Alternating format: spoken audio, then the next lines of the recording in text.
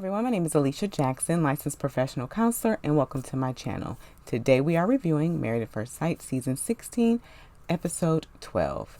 Here at this channel, we do a therapeutic review where we utilize the internal family systems model to get a little curious about what's happening internally with these couples, so that maybe we can learn a little bit about communication and relationships, and also potentially learn a little bit about ourselves. If you are returning, please like the video and subscribe to the channel, and of course, welcome back. Now let's get started. First, we have Clint and Gina. Now, I want you to know that I'm going to try my best to keep this video as short as possible. When the experts do meet with the couples, there's a part of me that I'm noticing is getting a bit activated, and so I want to provide like what needs to be happening versus what is happening, and so I'm trying to keep the video as short as possible. All right, so let's get into it. So Clint is talking to his friend, doing video chat, and the first thing his friend asks is, "Hey, have you been sailing?" Right, sailing with Gina, as I guess this is truly really important to Clint. And he said, "Yeah, soon, she'll be a full pirate. We'll get her the peg leg and all the things." Right? He said, "But I still want to know who she is. I still need to know who she is outside of the work. Like, she leads with the work. I want to know who she is." And so his friend kind of did give him some solid advice, saying, hey, it may take her a little time, right? Not everybody is as open, which he is absolutely correct, right? So give her some time, let her come to you, be patient, right?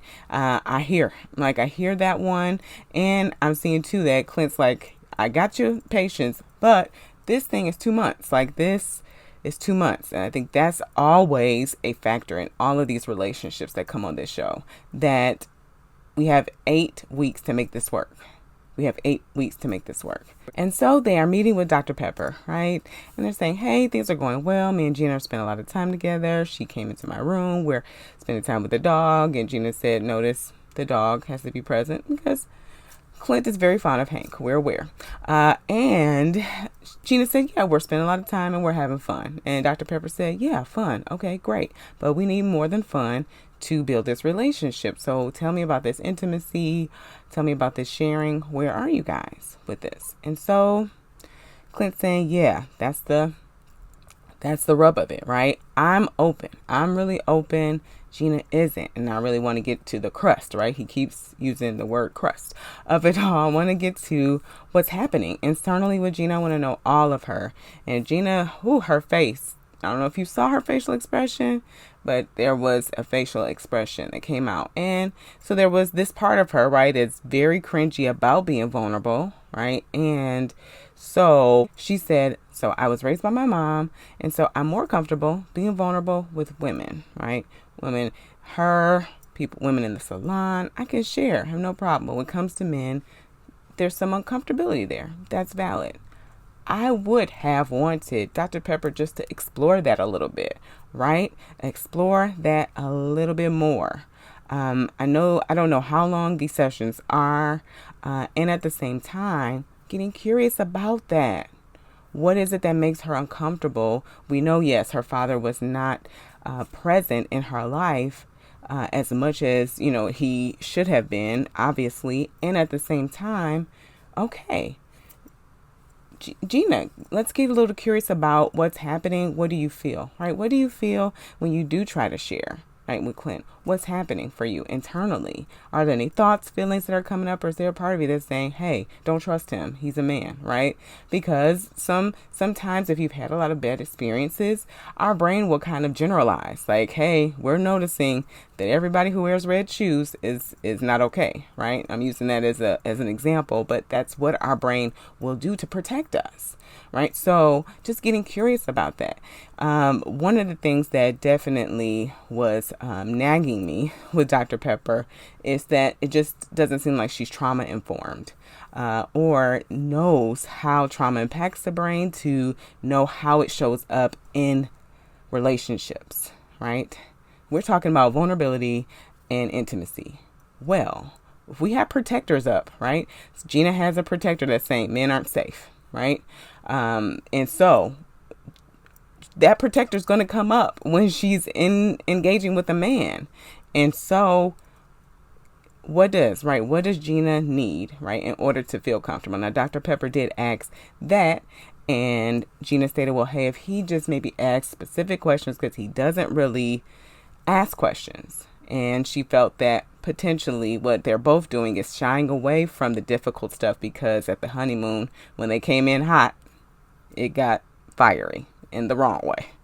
So she said, I hear you, Dr. Pepper, I hear you. And at the same time, these uncomfortable conversations are going to be what's going to help you build that intimacy. And so she said, yeah, if he asks me questions, Gina saying this, then I will be more open. And Clint's like, okay, right? There's a part of Clint that's saying, I want her to share how I share, right? I hear that. And Dr. Pepper, she responded like, hey guys, okay, listen, we got to start somewhere. And yes, she's right. And I think just acknowledging that part of him that's saying, hey, I share. I don't understand. Like, I share. She doesn't ask me questions. Like, what model this behavior since this is what you want. So that one's taking offense to it. And I hear it. And that's kind of how I will respond. Like, hey, okay, so I'm here. Maybe you're feeling like she's not showing up how I do. And this one's like, I'm feeling comfortable sharing. Why can't you? Well, there's two different people. We are very complex, especially in the area of vulnerability and safety, because that's what's needed. If we do not feel safe in a situation, we will not be vulnerable.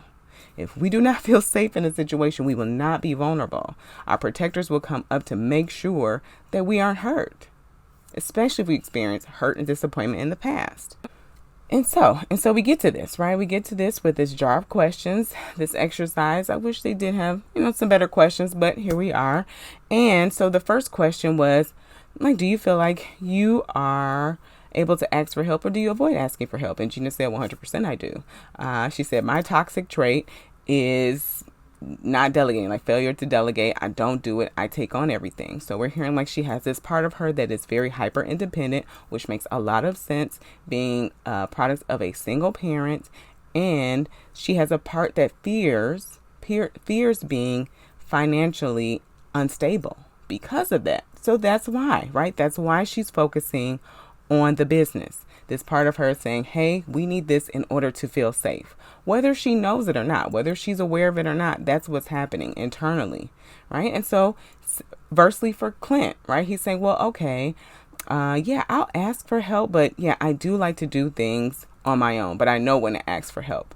I'm curious how that landed for Gina, with her saying, being really open and saying, I have an issue with this, and him saying, but I know when to ask for help. I'm curious, like, if that part of her was like, okay, well, it's not a fault, right? It's not a fault of hers. It's not a character flaw. And I know sometimes we do tend to attach meaning to the way we protect ourselves, trauma responses, or parts, as internal family systems calls it. But there are no bad parts. There are no bad parts. And so the next question is, what's one thing that you feel that you need to let go from your past?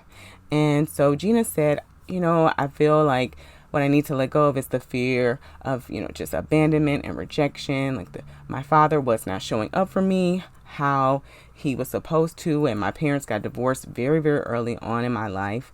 And I feel like, man, if he isn't looking out for me and showing up for me, and he's my dad, then I can't really count on anybody else to do that. Right. And that's a protector. She's this one that has been abandoned. This one that has been rejected internally. For her, the protector is saying, hey, we're not going to get close. We're not going to get close to people. We're going to have some protectors, some walls up to make sure that doesn't happen. And so Clint said, I really kind of understand that a little bit because, my parents got married very, very early. My mom wasn't able to work. And so my dad was constantly working. And I didn't really get to see him. I really didn't get to see him as much, which makes sense, right? If we look at Clint and his personality, the way he protects himself, he wants and craves adventure. He saw his dad working so much. He didn't have that relationship with his dad, which is very similar to his relationship with Gina. Okay? His relationship with Gina, work. He doesn't really know who she is, right? So it's mirroring, right? Mirroring. So he wanted that relationship with his dad. His dad was working all the time to provide.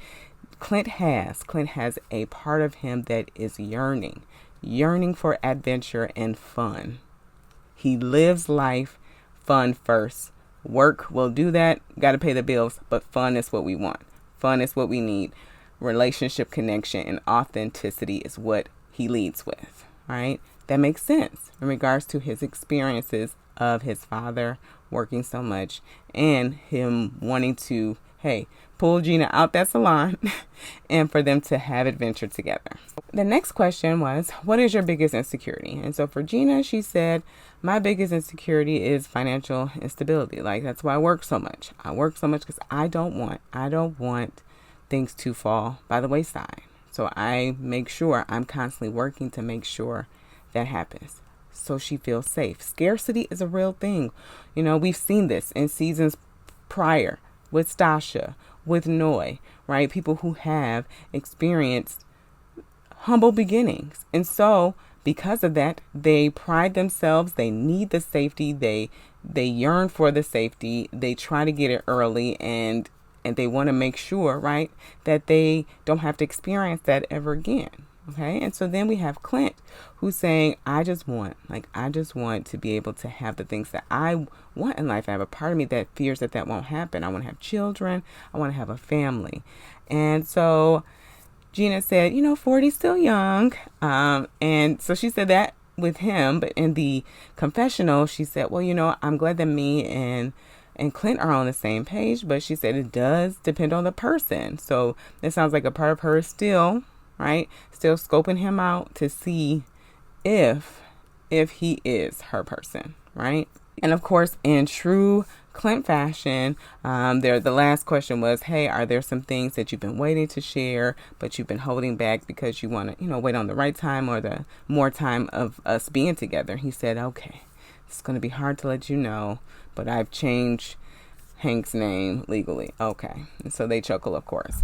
But so this is where we are with this couple. It still seems pretty surfacey, but they're getting to know more about each other. Clint's being more encouraged about knowing some of Gina's story. The jury's still out on if Gina is in this as much as Clint is in this. Okay. Because Clint's kind of showing up for Gina, despite the big, huge hurdle right at the beginning. Clint's showing up for her.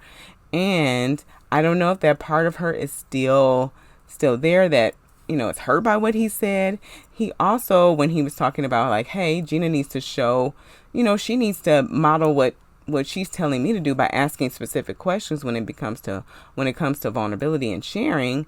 I'm curious if underneath that too is like, I want to see if she's interested. Like, I want to see if she's going to show that she's putting forth some extra effort to let me know, like, she wants to do this. Like, there's a voice there that's concerned if that is for Gina, which makes sense because for me, it's still, the jury's still out on if she really, like, truly, really, really wants this. Next, we have Nicole and Chris. And so Nicole is trying to get her dad on board. She knows that her dad supports her, but not necessarily this process. And so yoga is something that they do together for fun and bonding. So she brought Chris on to hopefully get dad, warmed up and getting to know Chris and how, wonderful he is. And so they are going to goat yoga.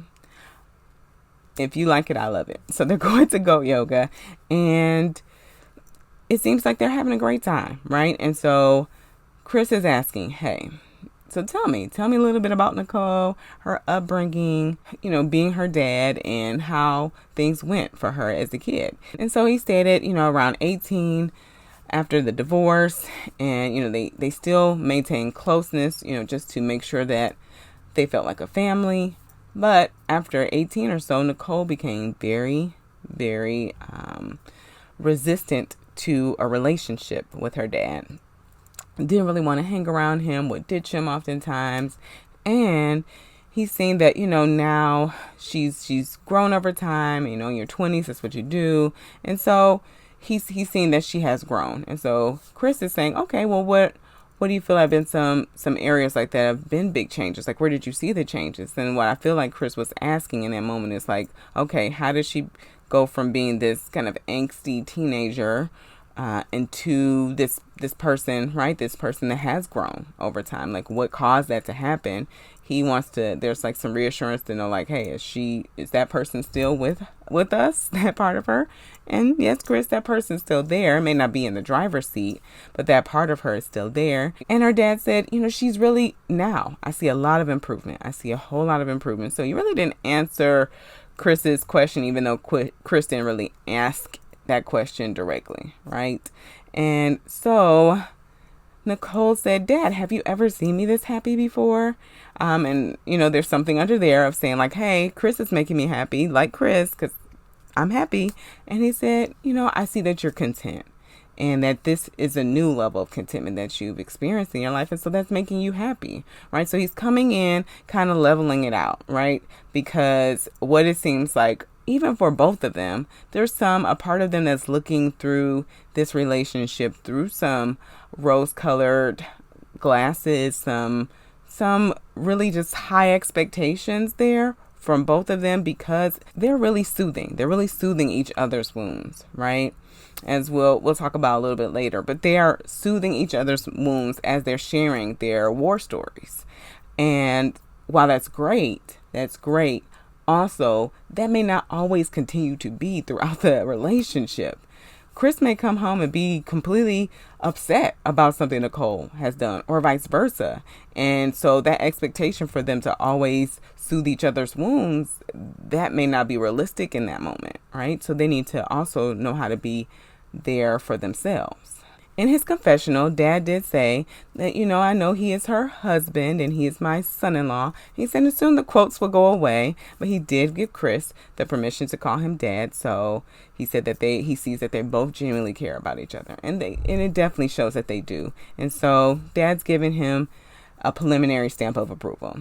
And so now they're meeting with Dr. Pepper, and she is excited. She's excited about how well they're doing. And what I will say is that I think sometimes with the couples that are doing really well, sometimes they don't always illuminate some things that they may be blind to either. They're just like, everything's going great. Okay, everything's going great. Like, again, there's this agenda underneath, like, I just want you guys to stay together because we put you together, right? And okay, yes, but if we really want these couples to succeed, we have to give them the tools. We have to give them the tools that they need in order to do so. And Nicole shared, hey, I've been being really vulnerable with Chris about my past relationships. And what I'm coming to understand is that they really impacted me more than I thought, right? Which is very, very common. It's very common, especially when you're in a relationship and you're becoming more open. There may be some parts of you that are screaming like, hey, are you sure it's okay to say that? Is he going to accept you if you say that? Or are you sure he's not like the other ones? Right. So there may be some thoughts and feelings and urges that she's sensing throughout this process of being vulnerable with him. And she's like, oh no, like these relationships did shake me to my core more than I thought. And she's finding that she's having her guard up, right? So there's a parts of her, she's fighting herself to be vulnerable and be open with Chris. And this is where Dr. Pepper didn't really give her anything. She said vulnerability is strength. Now, maybe what she said outside of that didn't make it, in the editing room, but what we saw was not much. Vulnerability is strength. Yes, Dr. Pepper, you're absolutely right. And tell me what's happening when you're being vulnerable with Chris. What do you feel? What do you hear? What's coming up for you? Let's explore that. Let's explore that. That's not happening. That didn't happen, at least from the episode that we saw. And so now Chris is saying, he is usually very on the other end of it. He's usually very open all the time. And usually people don't accept that. The women that he's been with, they don't accept it. And they view him as weak. And so he's now with someone who's appreciating that about him. And he said, thank you so much for giving me my wife, which was very sweet, as Chris is always so sweet. And so how that session ended was very short. Dr. Pepper just encouraged them to continue on building their relationship, building their foundation so that they'll be able to tackle the hurdles that come along later on in their relationship. And so Nicole and Chris, they're working out in the gym and they're doing the questions in the jar exercise. And the first question was, what's the most shame you've ever felt in your life? And so Nicole shared how when her mother saw her burn marks on her arm and she was dishonest about it and her mom just kind of let it go. But that was a part of her that really felt shamed about her mom seeing that and the fact that she had to withhold that from her, right? There was a part of her that had shame that she allowed that to happen, right? And that's also protection, right? Because the way that we protect ourselves is we will hold ourselves responsible, right, for all of it. But sometimes how our mind will protect us is by saying, hey, this is your fault, so that we can feel in control to not let it happen again, right? To not let it happen again. And so Chris talked about a situation where he's had a party. His mom came over to bake brownies for the party. So sweet. But she almost got arrested because there was underage drinking in the home. And so he had a lot of shame about that because he put his mother in a situation where she could have really got into some serious trouble. And so Nicole, she stated that, hey, this shows that we really care about our parents. And she said, of course, this isn't something that's not uncommon. And at the same time, we do care about, right, our families. So our families are both very important to us. The next question was, what is your biggest insecurity? And Chris said, my past relationships were pretty rough. And I always questioned, if I was lovable, if I was worth it, if I was enough, because there had to be a reason why they wouldn't stay. Again, you hear that internal blame, like it's you, it's got to be you. There's a part of him that's saying, all right, relationship after relationship, they're not staying. And so maybe it's you, so to protect him from hurt, to protect him from trying to get into another relationship and be hurt again. Hey, let's just blame you. And it was great that, again, Nicole comes in to soothe the wound. You are lovable. I do want to stay with you, to soothe the wound. And so something gets activated in either of them when they share these painful stories that they've been in, where they want to soothe it. And sometimes the person just wants you to feel it with them, right? Because feelings are not supposed to be fixed. They're supposed to be felt. And so sometimes when someone comes in to reassure you, it can feel a bit of validating. For them, it doesn't feel that way. It sounds like they've been needing this, like needing someone to soothe, right? These wounds, right? And these wounds are going to show up in other ways, okay? As even Nicole was talking about later on with the next question, like she's waiting for the shoe to drop. She's waiting for the dun, like she's waiting for that because she's never been this happy before. So there's a part of her that's saying, don't get too comfortable because you already know how this goes. Don't get too comfortable because you already know how this goes. He's hiding something. He's not sharing something with you, right? There's a part of her that's preparing her for the shoe to drop, right? And so these wounds are going to show up. They're going to show up in this relationship as they do in every relationship. And the protection is coming in, right? And so the road to healing is for them to really attend to these wounds, like be there for these parts of them that have felt abandoned, have questioned the fact that they're lovable, and not have the expectation for them to do that for each other, right? That is the goal. That is the goal. But they're just starting out. This is a journey. They'll continue to move on as they continue, right? They're building the vulnerability. They're sharing with each other. It also sounds like Nicole's trying to get some tools, which is great, and try to attend to the parts of her that have been hurt by these previous relationships. So we're headed in the right direction. Next, we have Jasmine and Aerys. And so we see a little clip at the beginning where Aerys bought Jasmine some flowers. Very nice. And they're preparing to go see Dr. Pepper. And so Dr. Pepper is having some concerns. She's like, okay, I'm noticing you guys aren't progressing, not moving forward. what can we do? Like, what do you feel is getting in the way of connecting? And Jasmine said, well, for me, like, I want and I need some deeper levels of communication to feel connected to him. And that just hasn't happened. It just really hasn't happened. He's not sharing. And Jasmine then further stated that, hey, the lack of attraction, it hurt my feelings. She said, kinda. And at the same time, I'm reading her body language, as she like kind of looks down or looks, looks to the side. There's some crackling in her throat, right? So this is more than just kind of hurting her, right? And so because of that, she's like, I've done a lot of work. I've done a lot of work to love on myself. And now I'm in a relationship with a man who doesn't want me. And so this is hard. This is challenging. This is difficult. And she said there's a part of her that's like, why even share? Why even share? Because does he even care about you? I was hoping in that moment for Aerys to jump in, like, Aerys, Q, for you to provide, right? To say, I do. I really do care about you, Jasmine. You are a beautiful woman, inside and out. And I do care about you. It's just been really hard, right? It's just been really hard. Nothing. We got nothing from Aerys at all. Okay, so he's limited in that aspect, right? But there was a part of me that was hoping for that to happen. And so then Dr. Pepper said, hey, did you ever think potentially that this isn't about you? This isn't about you. She said, Aerys is 39 years old and he has not had a meaningful relationship, right? And so then a part of me wants to say, Dr. Pepper, you knew that when you matched her with him though, okay? And so it doesn't feel like, right, that potentially Aerys was ready for this next step. But she said, okay, Aerys, tell me what's happening. What's going on? He said, well, there's been a lot of death in my life. And he's listing death after death. And these deaths are traumatic deaths, right? That cause traumatic grief. There is a such thing as traumatic grief. There is actually multiple types of grief, but traumatic grief, and that is, right, there's a part of him that is scared to get close to people because he's afraid he's going to lose them. I do feel like that is a part of it.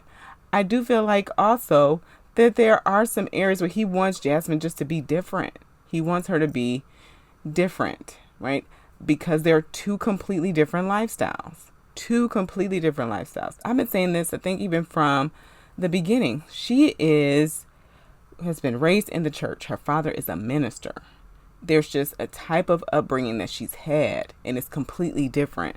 And I feel that Aerys knows that he's not getting, he's not getting the girl who has experimented in her past and has, he's not getting that one. And I think that a part of him really wants that. And that needs to be said. It's not being said. And I think that, yes, I think that the traumatic grief is definitely playing a role in it, for sure. And I feel like there are other things that Aerys isn't saying that's also playing a role. Because if it was just a traumatic grief, I feel like there would be more effort. There would be just a little more effort to communicate to her how he feels about her, at least as a person, right? As a person, I see him communicating to other people about how great she is and how much he would trust her to do X, Y, and Z. But he doesn't really communicate that to her. And so Dr. Pepper's response to Aerys talking about his multiple experiences with traumatic grief, she says, well, you're going to have to get over that.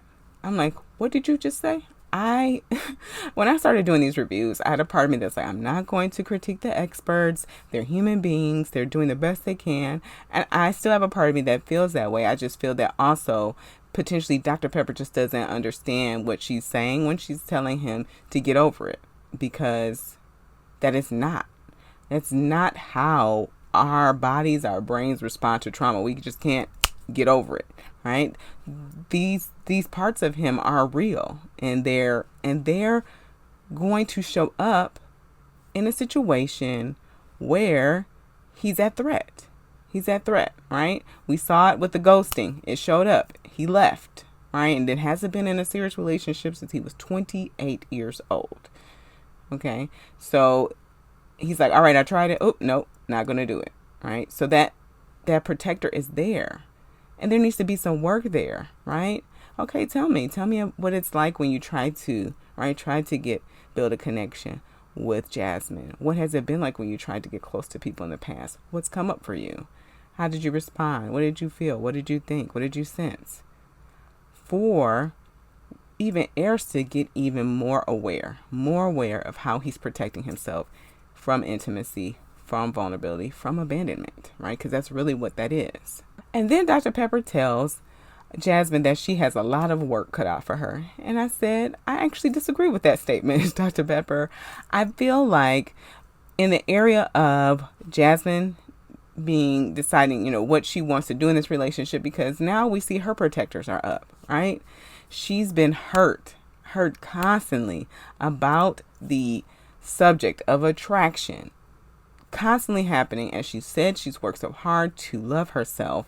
And then, okay, now we're in a situation where she's supposed to work through that to try to get through his walls. No, his walls are his responsibility, right? It's like we'll use the analogy of a garage door, right? He has the opener to push that button to open that door, but only for him to really attend to those parts of him that felt abandoned. The little 7-year-old boy who felt abandoned by his dad because he was murdered, felt abandoned by his friends, right?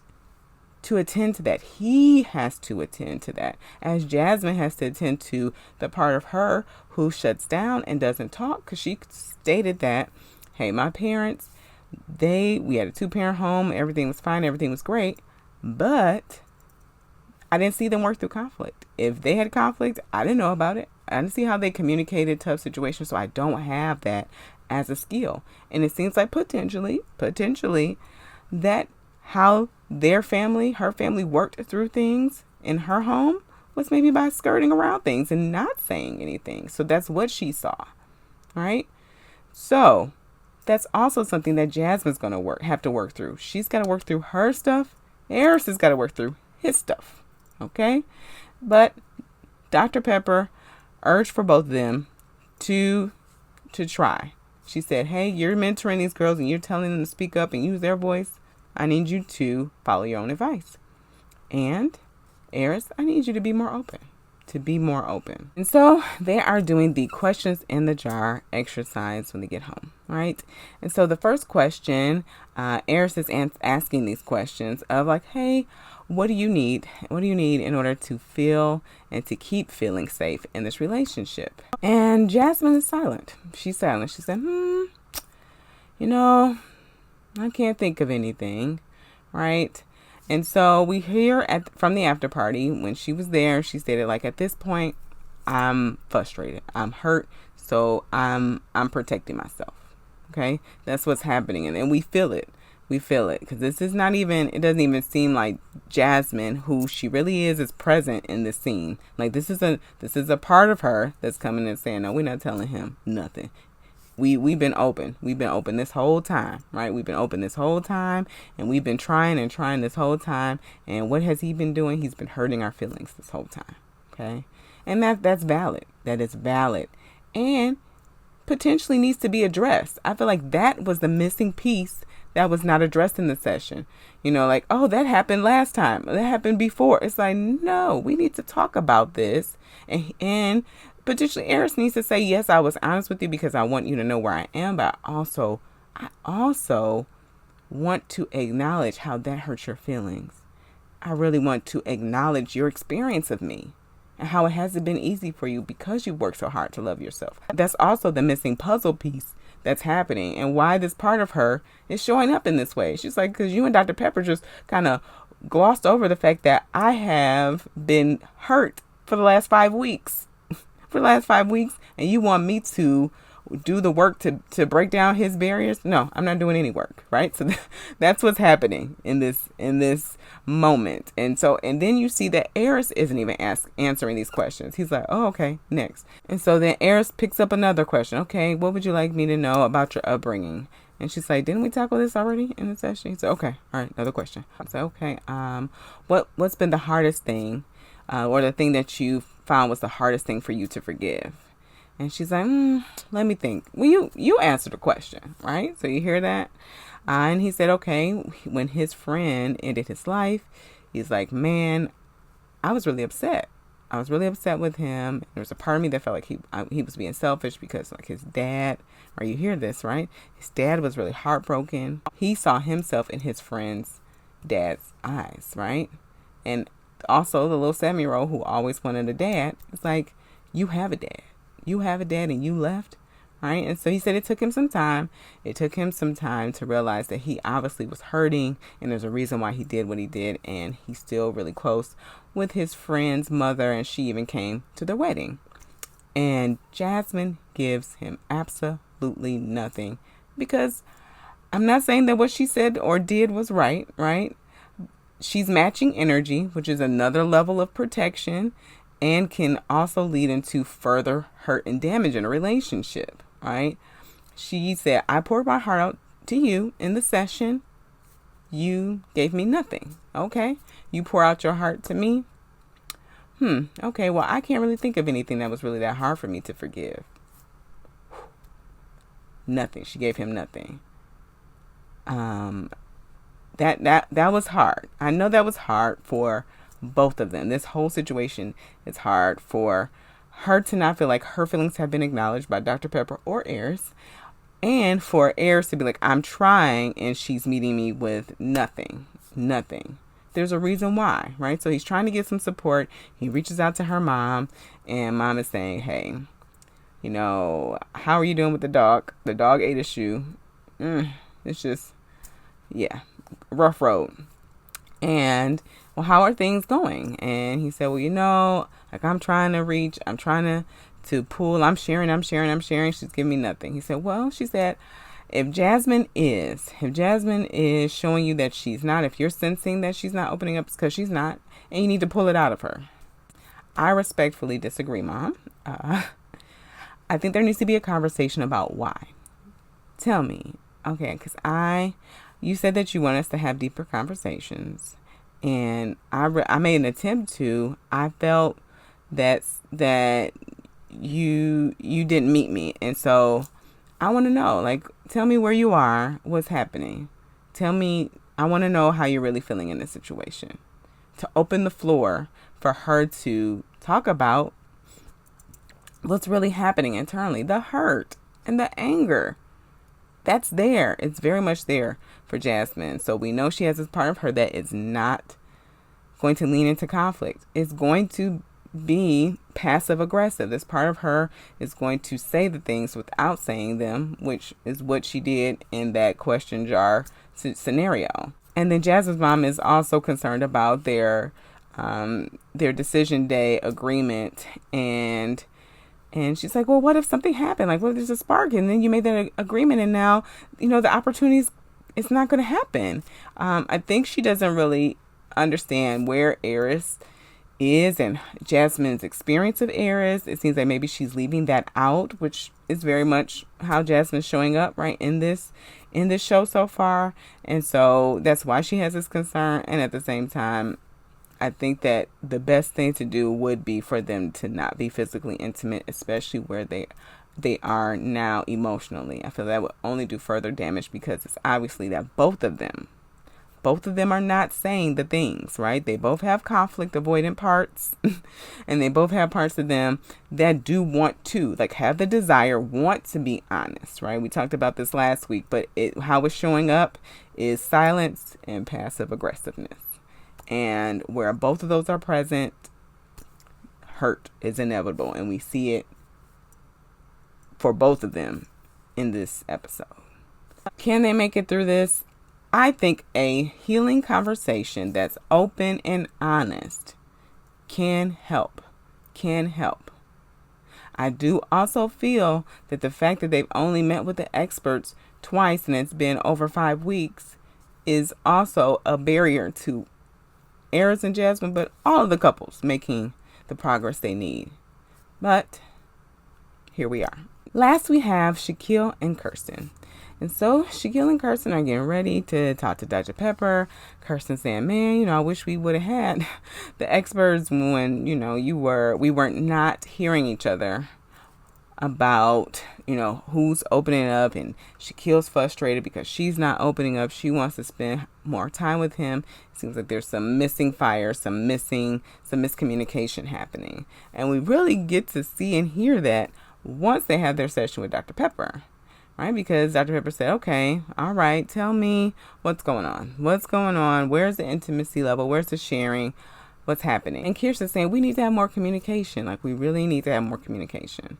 So Dr. Pepper said, okay, Kirsten, you start.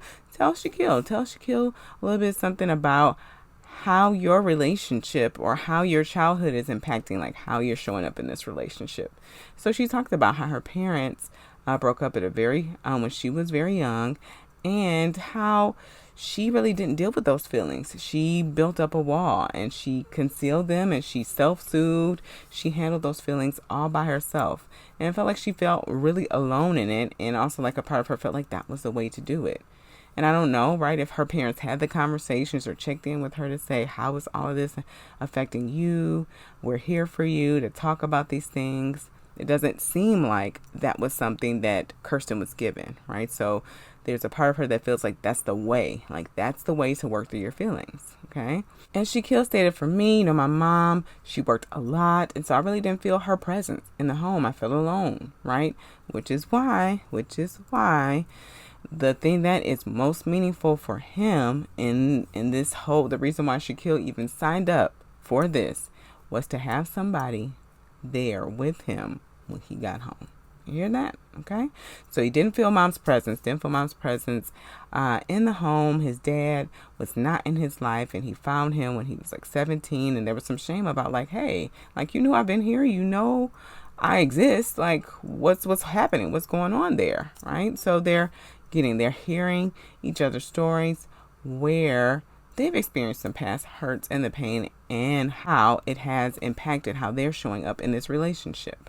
And so then Dr. Pepper asked about chemistry and intimacy. How are things going?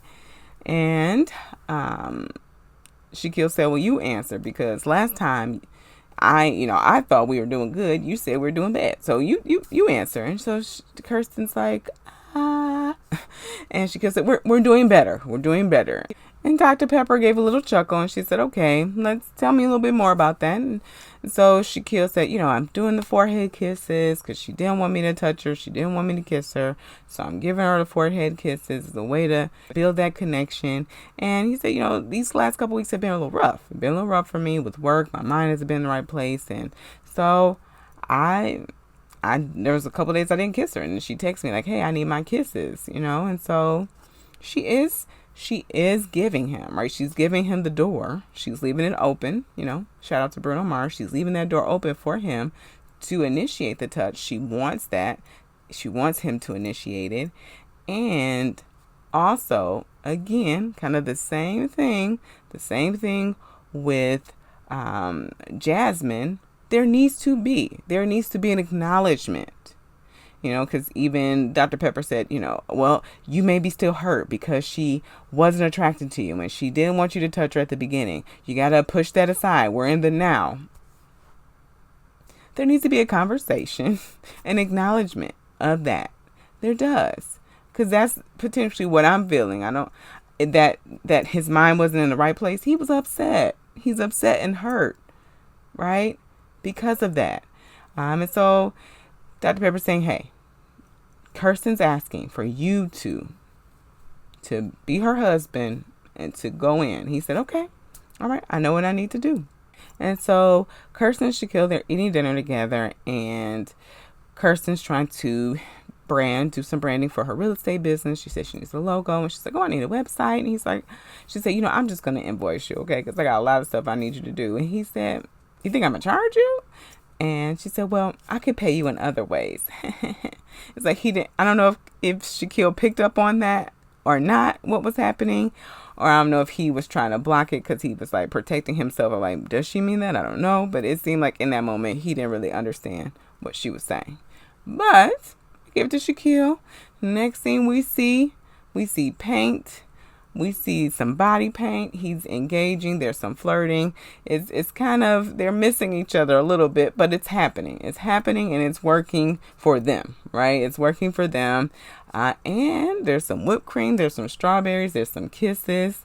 And Kirsten alludes to some consummation potentially happening, but she said they'll be between them two. So there's some forward movement here.